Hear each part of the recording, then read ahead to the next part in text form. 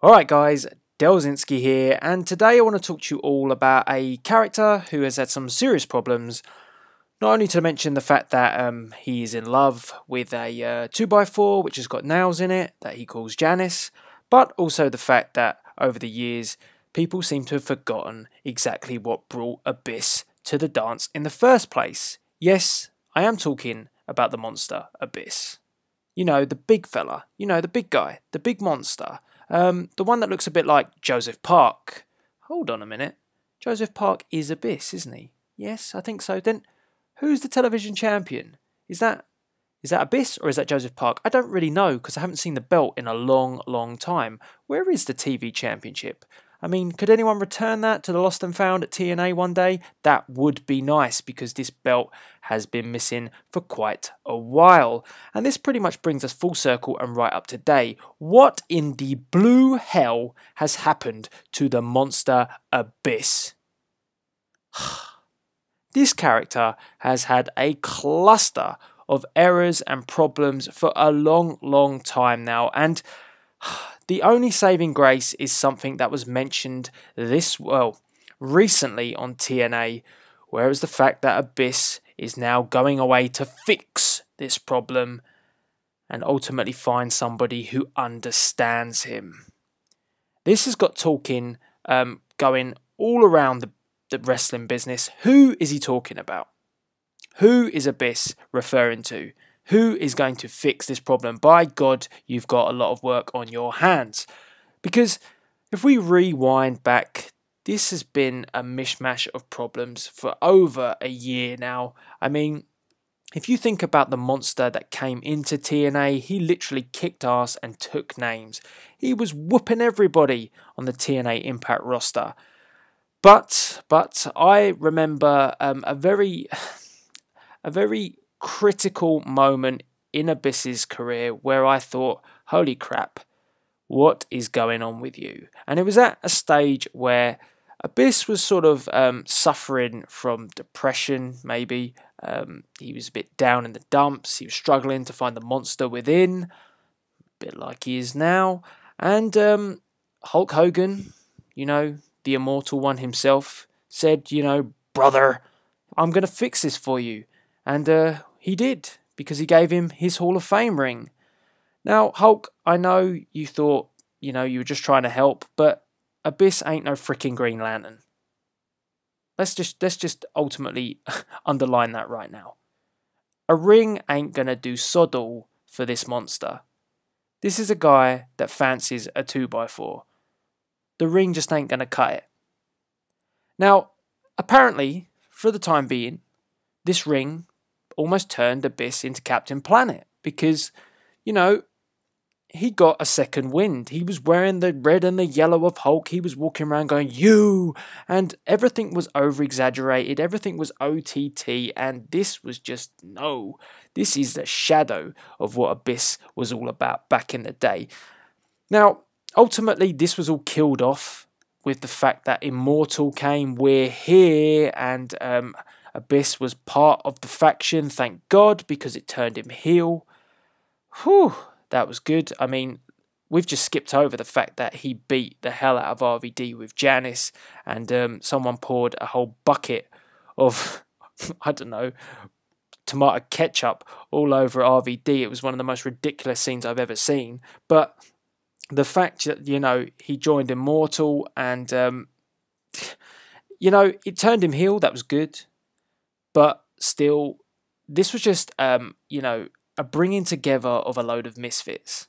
You know, Jeff Hardy, he was like off the rails. He was all over the place. Matt Hardy, he needed to go on a diet. Bully Ray, just a pain in the ass. I don't know. And Hogan and Bischoff just trying to relive their golden days of the NWO. This was just pants. I mean, there was more in the mix, but I think they were the main culprits. And the fact that Abyss was thrown in here as well didn't necessarily help him. It was just good to have him back as a heel. So, you know, as all Eric Bischoff's faction creations, this came to an end. You know, well done, Eric. Fantastic job that you did there. And ultimately, Abyss was opening up into a feud with Bully Ray. Yes, Immortal crumbled, and these two picked up a feud, and that was almost the end of Abyss, because Bully Ray took him somewhere, I don't know, left him there, and never came back to pick him up. Yep, Abyss was gone for a long, long time. Now, we didn't see him for a long time, and then here came Joseph Park. Yes, the lovable character that is Joseph Park. Now don't get me wrong. Christopher Parks, aka the chap that plays Joseph Park, chap that plays Abyss, he's done a fantastic job. You know, he's been very versatile. He plays the monster Abyss. He plays Joseph Parks. I thought it was a fantastic extension of the Abyss character that they did use Joseph Park. And I thought there were some funny segments. I thought he was quite interesting at first when he came in. But ultimately, this storyline dragged on for too long as Joseph Park had come in to find his brother. And, you know, there's only so much time you can play around with this until people get bored. I mean, how long does it take to work out that Joseph Park is Abyss? We knew this from the beginning, and, you know, it's only just come to light now that the two have really worked out that they are the same. I mean, that's almost a year's worth of storyline. Insane. But, you know, at some point in between all of this, Abyss did make a return. I think it was during the time of the Aces and Eights, and he acquired the television championship. I mean, the television title has been eaten up in all this piss-poor management of the Abyss character. We no longer have a TV title. I mean, maybe that's a good thing because they never really used it properly, but, I mean, you've got to explain where the TV belt has gone. Has Abyss sold it? I mean, did he get bored and stick it on eBay? I don't know. Maybe he traded it in for, you know, Janice's sister. I don't know. It just seems pathetic that they didn't cover that storyline off. So we're missing a belt now here, and it's all because they can't work out what to do with Abyss. So obviously he went away. I mean, then he came back, he came face to face with Joseph Park, and then we began to discover that they are the same person. And da-da! Brings us to where we are today, that Eric Young, you know, has brought the two monsters, or monster and lawyer, together, and they are one. And this brings us on to my talking point. I mean, you know, I like Eric Young, but I don't really like Eric Young when he's trying to be serious. Eric Young is a fun character. Keep him fun. You know, that beard is hilarious. But, you know, when Eric started to try and do these serious storylines with the monster, it didn't really work. A monster's ball is not really meant for someone like Eric Young. I want to see a monster's ball between two freaking monsters.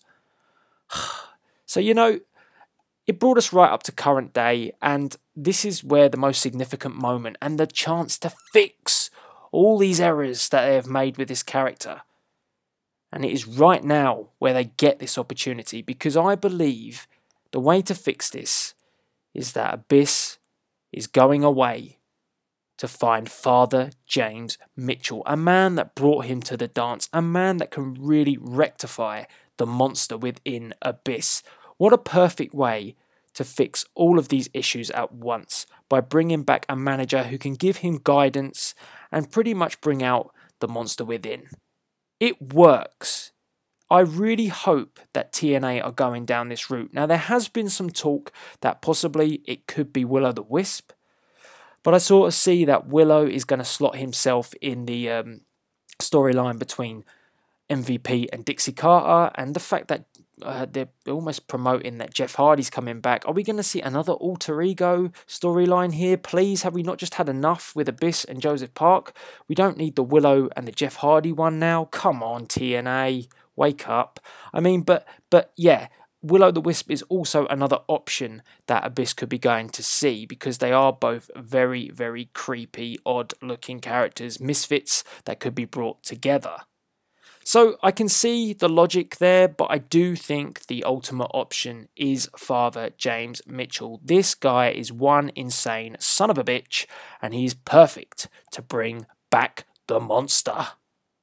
So guys, I mean, I sort of gave you an overview of what I thought really did cock up the Abyss character, and who I think should be the man to fix Abyss.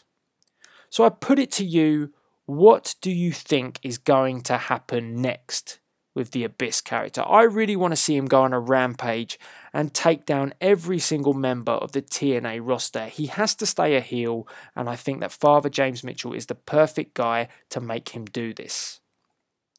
So let me know via the comments box below, do you think James Mitchell is going to return? Do you think that he's going to be paired with Willow the Wisp? Or do you think it's just going to be another, I don't know, disappointment with the Abyss character? Are we just going to get some sort of BS? He's gone away to rediscover himself, and ultimately they don't tie up what the storyline is. I mean, this is the perfect time to rectify him. This is the perfect time to fix him.